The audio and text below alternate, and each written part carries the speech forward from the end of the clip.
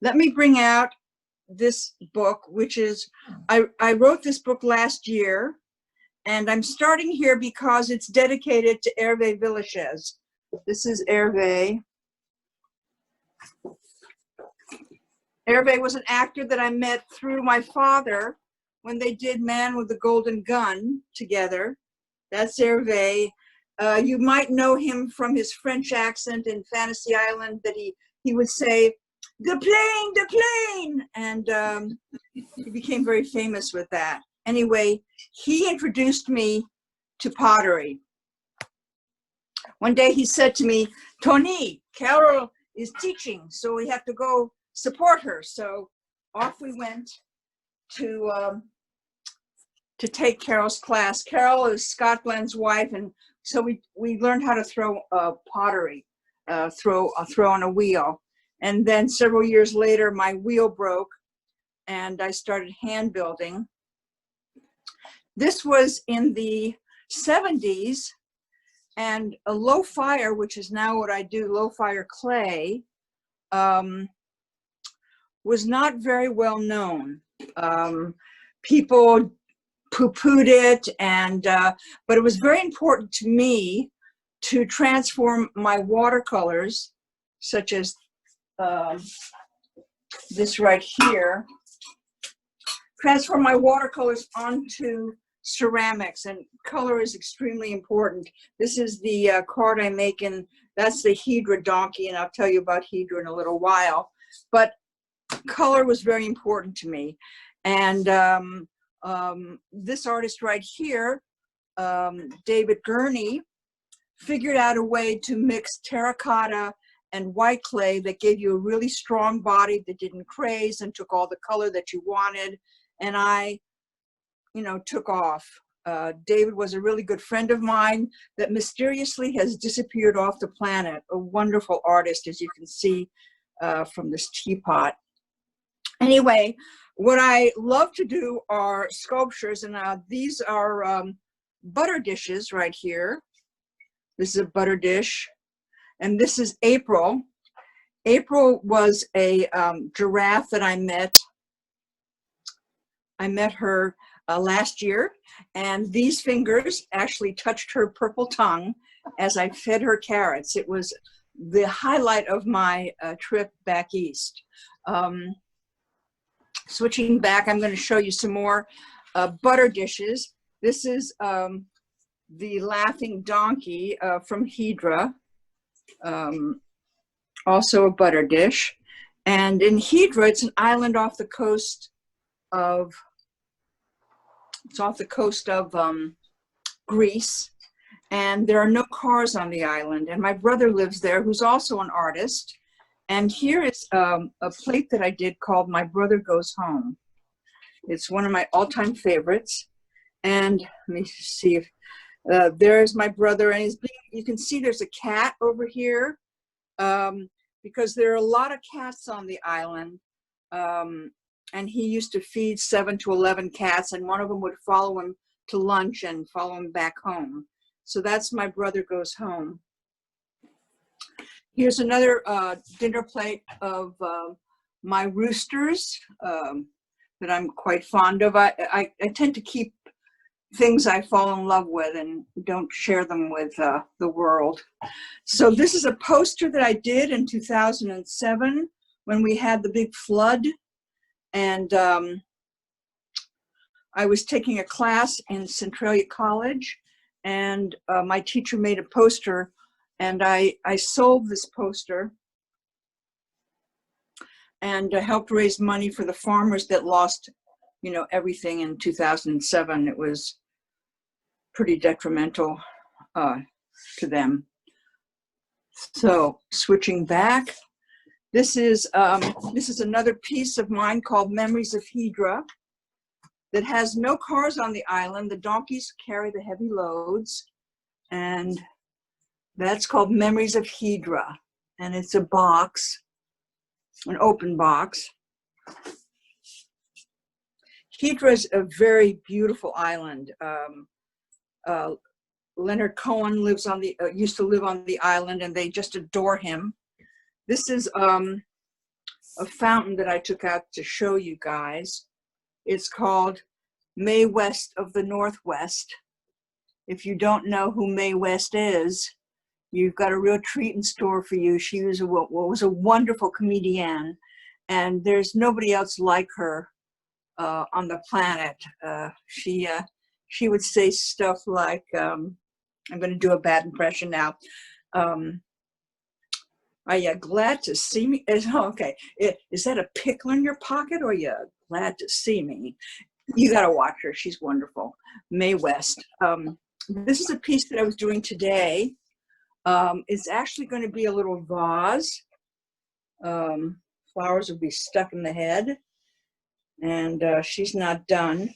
I just started painting her. And then here's another butter dish that's just been painted, so it has to be fired yet. And here's a postcard that I did. That's just a little creature that I created. And okay, and these are cups that I do. And the cups are like messages in a bottle. This says, "Remember, part of me is you," which is from a Lyle Lovett tune that I heard long ago. So that's my hummingbird cup. These are totally functional. This is my friend. It looks a little dark. This is a pastel I did of my friend. Can you see it? It's kind of dark, but there she is with her dog. And this is Judy Caldwell's work. Judy is a wonderful watercolorist, and I live with that every day. And I'm going to dash over, well, there's one other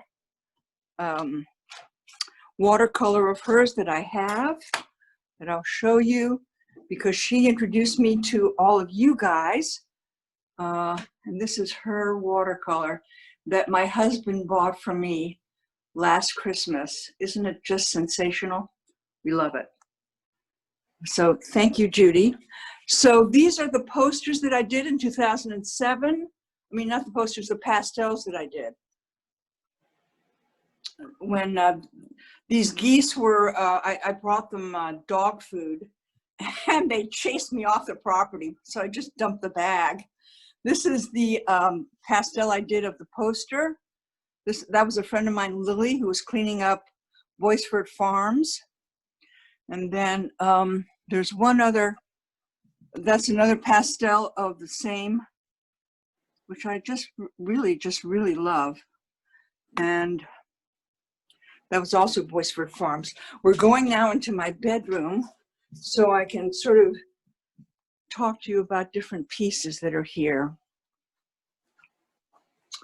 Okay, we can start with, this is Circe and her pig. Circe in Ulysses went to the island, and she turned his men into pigs. That's Circe.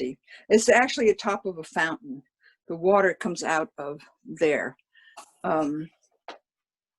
This is a watercolor I did when I was probably 4 years old. Probably one of my best achievements. This is my mother, and it's done by Alice Neal. It's a portrait that Alice Neal did of my mother. Alice Neal became a very famous portraiture artist, and my mother bought a lot of her work when Alice didn't have 2 pennies to rub together, and she since became very famous. And here is a dinner plate that I adore. Let me get a little closer to it. It's got a goat and sunflowers. I was going to sell this, and I was asking another potter at the Olympia Farmers Market, what should I sell this for? And she said, "Oh no, you can't sell that. You have to keep that." So this is the mermaid with her goat. It's in my bedroom, and the reason I do the goat, the reason I do the mermaid, is that when I was very young, my housekeeper read to me The Mermaid in the Sea, and that was a fairy tale that was very sad, and I would cry like the Dickens every time it was read to me. So I'm just going to tell you very briefly the story, the mermaid, you know, saves the prince who's has been drowning in the ocean. And when he wakes up, he says, whoever saved him, he will marry. Meanwhile, the mermaid goes to the witch doctor and gets her fins turned into feet, and he takes her tongue so she can't tell the prince that, oh, I saved you. So someone else says, oh, I saved you, prince, and he marries her, and the mermaid dances on board the ship at their wedding, and then dives into the sea and becomes sea foam with all her family looking on. And I would just weep my eyes out every time that was read. So years later, I finally got it. The moral of the story. So this is the moral of the story. Never, ever transform yourself for love. If someone can't accept you for who and what you are, you'll excuse the language, fuck them. Okay, so that's why I do the mermaid. This is another pastel that I did in class, so from a photograph actually I saw on the internet. And there's one other piece of work I wanted to show you. This is another Alice Neal. And I looked at it for a long time till I discovered really what it was, which is this creature has left its protective covering for truth and beauty. At least that's my interpretation. And then there is, this is called the Oops vase. And the Oops vase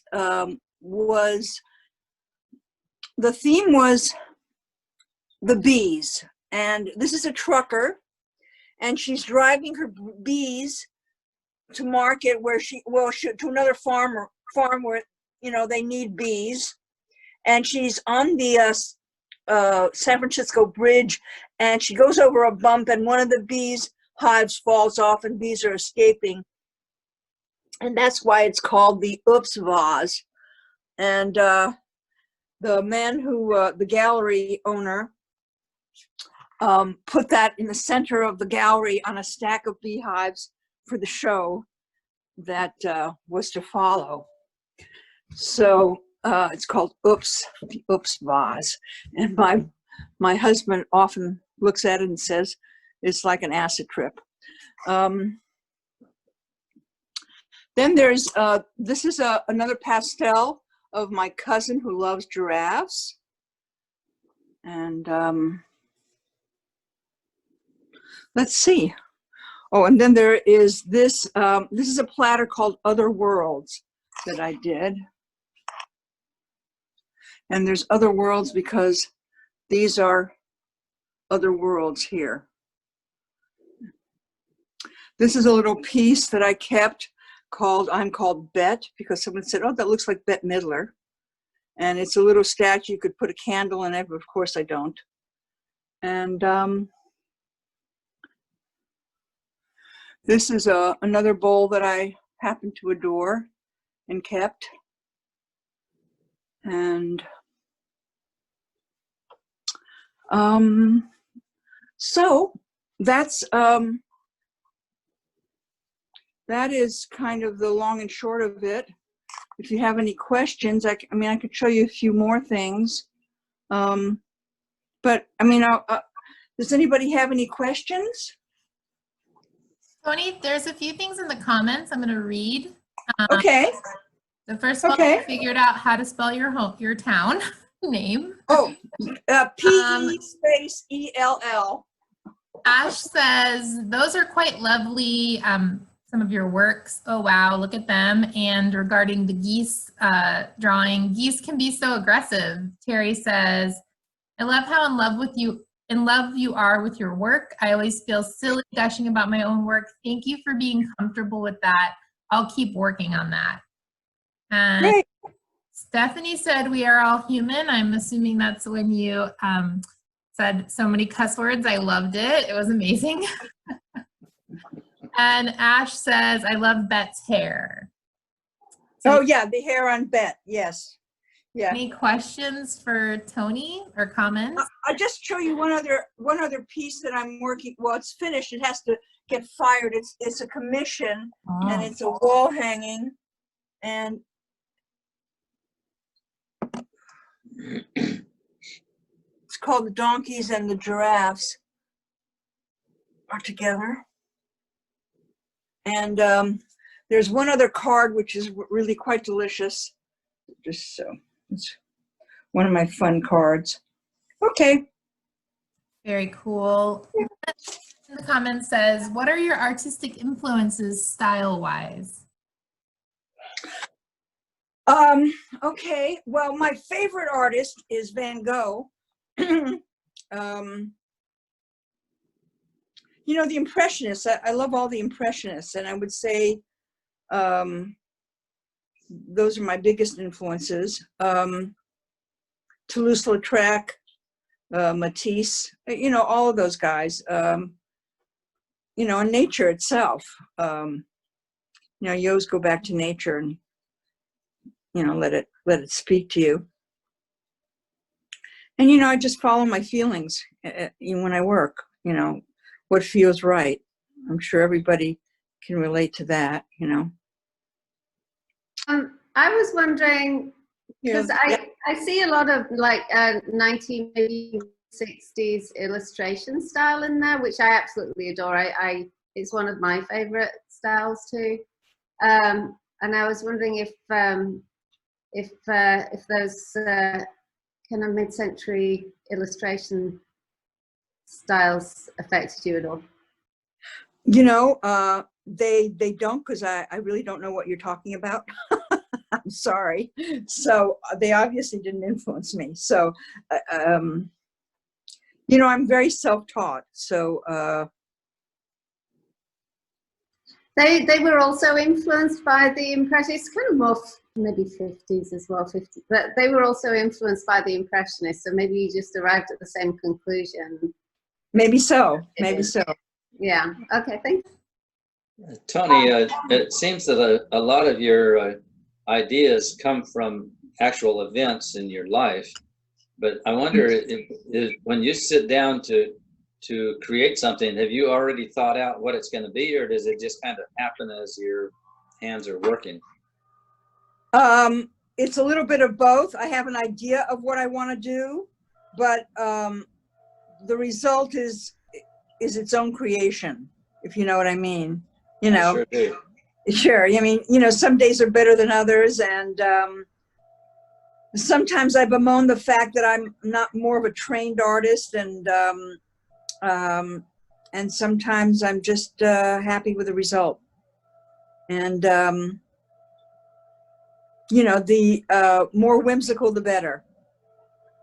And I just, you know, there's a Ruthke, who is a Seattle poet. I mean, he's from Washington, and his line in one of his poems was, "I wake to sleep and take my waking slow. I learn by going where I have to go. We think by feeling, what is there to know?" And that's kind of how I live my life and my art. I feel my way, if you gather what I'm saying. Thank Very you. cool. Sure. Did you have a question or comment? Yes, I have a question. Toni, Yes. Toni, when you get a commission, someone stops and sees your work, what is the process from them talking, then clear back through you doing the piece for them? Okay, well, first of all, so I do butter dishes of people and their pets. So first of all, I ask them to send me as many photographs of what I'm doing as possible. And if I'm doing a person, I'll do a drawing first of it to get the feeling of what they are. And then I build it. You know, if it's a butter dish, you know, I build the butter dish first, and then I build the person or the pet on top of it. And I follow the photograph as well as I can to create a resemblance to the best of my ability. And so does that answer your question, Miss Judy? I think so. But I also have another question about, I know you teach improv classes occasionally. I wonder how the improv and the acting relate into the visual arts for you. Well, it's all based on feeling.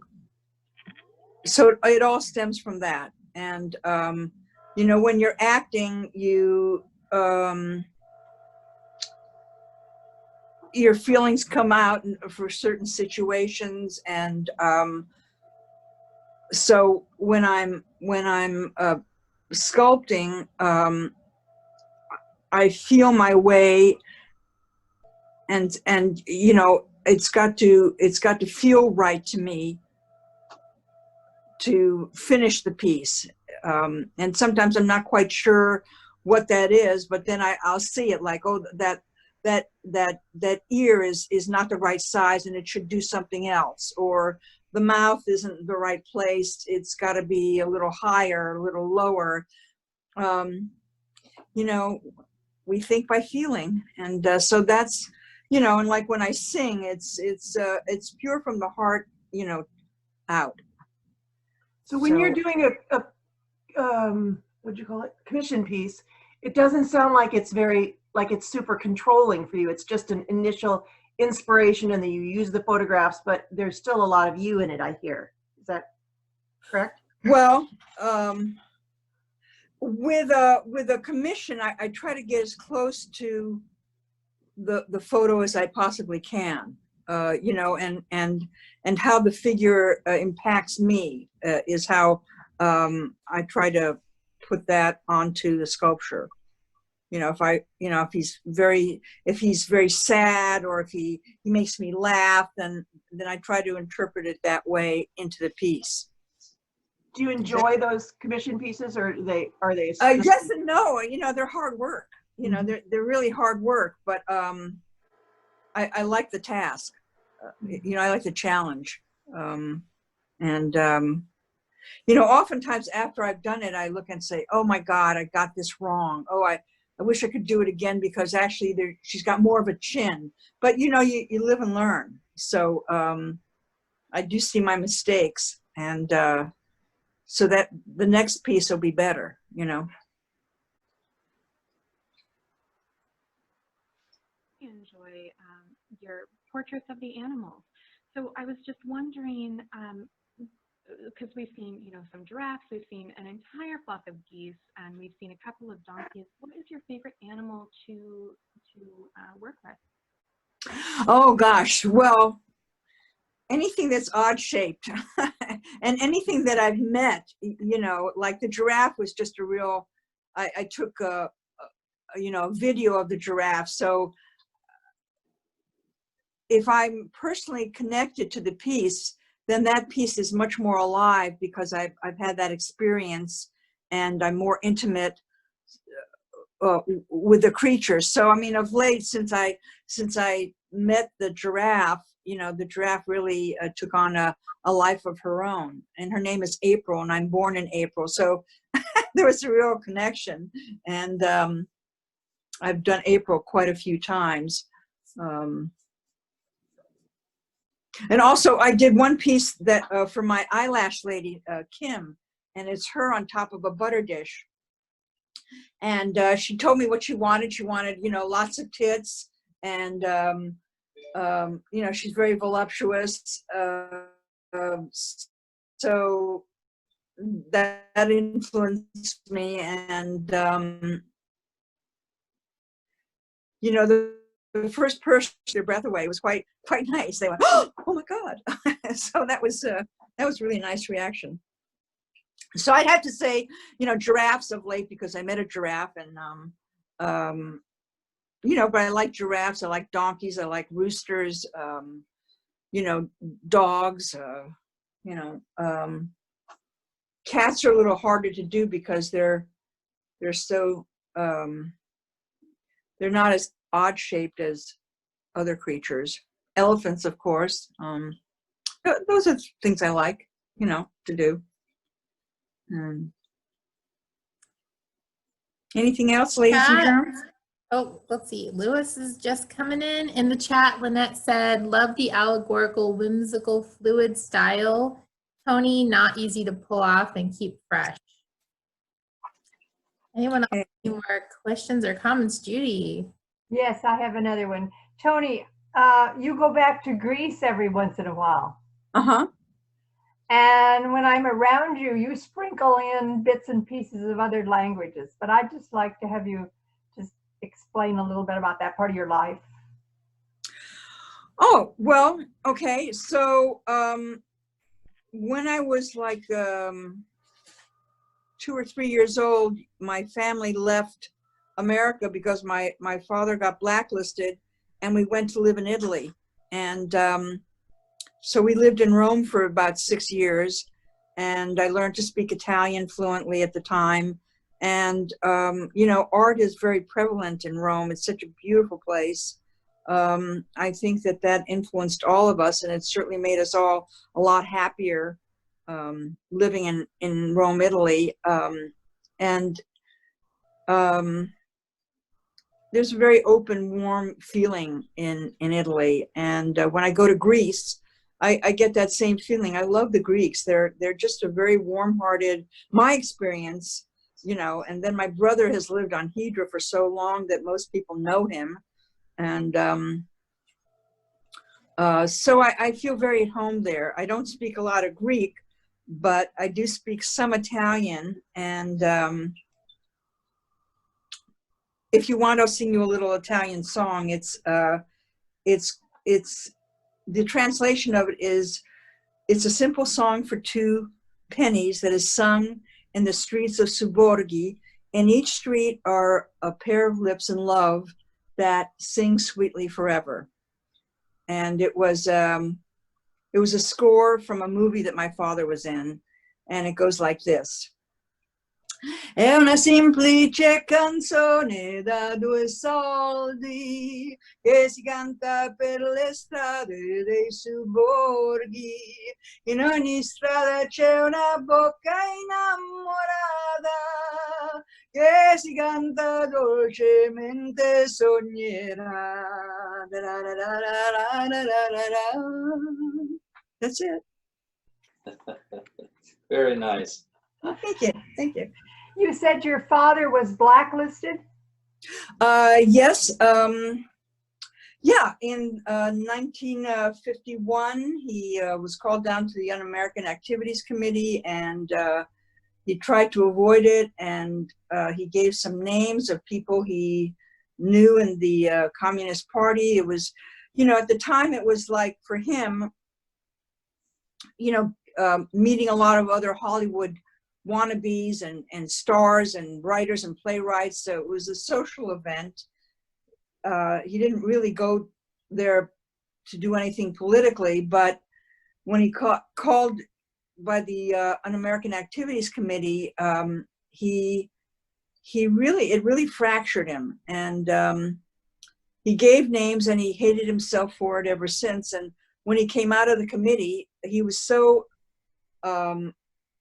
upset that he didn't recognize my mother, who was waiting outside for him. That was, so then they left for Europe, and then 6 months later they came back and got my brother and I, and that's why we went and lived in Europe for 6 years.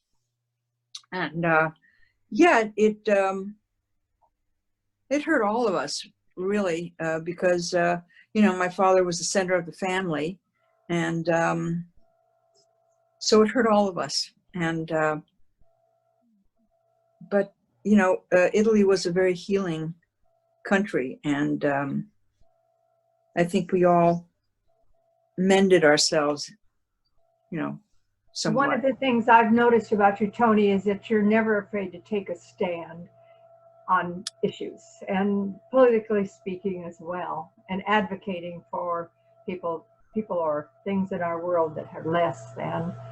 I see you regularly take a stand on things, and sometimes on your Facebook. Yeah, well, you got to stand up for your friends, don't you? Yep. Yeah. So, yeah, you got to stand up for friends, and you got, you know, animals are really very important to me. And, you know, I donated some money to the Australia, yeah, when all the animals were dying, because it was just so devastating. All those animals dying from the fire. I had to help. It just tore me up, you know. Yeah.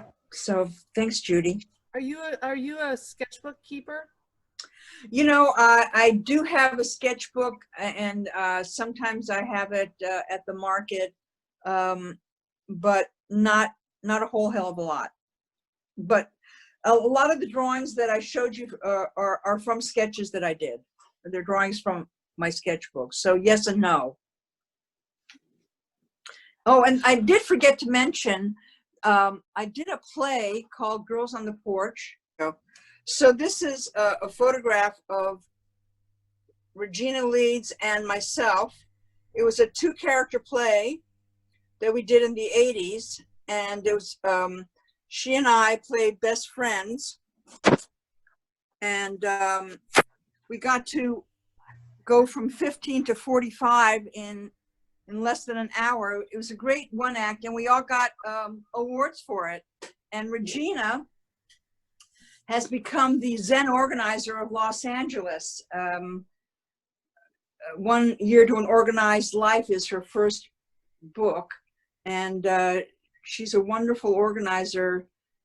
Regina Leeds, you might look her up. I just took a class from her and got my whole house organized, but you know, she also organizes inside as well as out. You know, you can't differentiate out from in. Said, did you meet Alice Neal? Yes, I did meet Alice Neal, and with my mother, years later in New York when I was going to NYU, or it started or before I went to NYU. I went to NYU School of the Arts when I was working as an actress, and I worked with Olympia Dukakis and Andre Gregory, and I did meet Alice Neal, and I think we had tea with her in her apartment in Manhattan on the Upper West Side. And I remember crossing the street with my mother in Manhattan, but I don't have a big memory of Alice. And I think my mother wrote a book about her experiences in the 30s with Alice and the other artists that she knew. And she revealed that Alice went on welfare, which was, you know, people were starving. I mean, you know, it was the 30s, and, you know, any way you could get help, much like now, you know, unemployment was really down. And I think Alice got very upset about that. She was very embarrassed about having to collect welfare. And she didn't appreciate my mother writing about it. But yeah, they used to be very, very close. And my mother had a shop on the upper, I think it's the Upper East Side, where she met Alice Neal. Alice Neal came into the store, and she sold all kinds of things there, one of which were scarves made by, I'm not going to think of the, it's a famous dancer. She sprayed the audience with her milk once when she was dancing. Does anybody remember who that is? She also died. She strangled herself with one of her scarves around the wheel of her car. Anyway, her brother made scarves, and my mother had those scarves in her shop, and that's how she met Alice. And she bought, you know, her paintings for, you know, very little money. And, you know, I sold my mother's portrait 15 years ago, and it was a deposit on the house that I currently live in. I wish I still had the portrait, but you see how the value of her art went up. In the comments, I have another question for you from Susan. What brought you to the Pacific Northwest, Toni? My ex-husband, we were living in Los Angeles, and I was quite happy to live there. And we came to visit a friend who lived up here, blocks away from this location. She was a casting agent, and we came and we stayed with her, and we just loved the area. And my husband looked for 2 years for a house in this area. And That's why we moved up here. He wanted to get out of Hollywood, and he lasted for 2 years up here, and then he and I divorced, and I'm so much happier. He left, he's back. I don't know where he is, but I'm here. So that's how I got here, was my ex-husband actually brought me up here. Very cool. Yeah. So we're getting to that time. So yeah, any last questions or comments for Toni? And Toni, any last tidbits for us? I can read you the introduction in my book because it's pretty amusing, if you like. It's not long. Sure. As I was waiting in the wings to be delivered onto this planet, my father, Mark Lawrence, a character actor, was waiting with his fellow friends and actors, Richard Basehart, George Tobias, and Artie Arbach, a vaudevillian comic known as the voice of Mr. Gitzel on the Jack Benny Radio Hour. All of them were hanging out at the Cedars of Lebanon Hospital in Los Angeles, California. It is 1948. The head nurse informed them that only the father was allowed to be in the room. Artie pops up, takes the nurses aside and says, "We're all entertainers here and lead a rather bohemian lifestyle, and to tell you the truth, we don't really know who the father is." She left in a huff. My mother, Fania, didn't really understand why the nurses gave her such hard looks for the remainder of her stay in the hospital. Thus, I made my entrance onto the stage of life. That's the introduction. Artie Arbach. They wanted to name me Artura after Artie. And Artie said, "Oh God, don't do that to her. She'll never forgive me." So that's Artie. And as far as doing stuff on a wheel, this was my first cup. If you can turn it around. This is, oh, here we go. Where are you? There it is. This was the first cup I ever made on a wheel. You can see it's really, well, it's small and the lip is quite ridiculous. I can't really show it to you too well, but that was my first cup when I started off. So I've graduated. That's awesome. Diana said, "Thank you so much for sharing your life and work!" Exclamation. Sure. Thank you. Thanks for the opportunity. Really fun. And thanks Judy for making this happen along with Nicole. I mean, Nicole made it happen, but Judy said, "Call Nicole." So, thank you, Judy. Thank you, Nicole. Okay, you guys, it's been a pleasure. Yeah, someone Stay healthy, everybody. Thank you. Thank you, Toni. Thank you. Thank you, Toni. Thank you. My pleasure.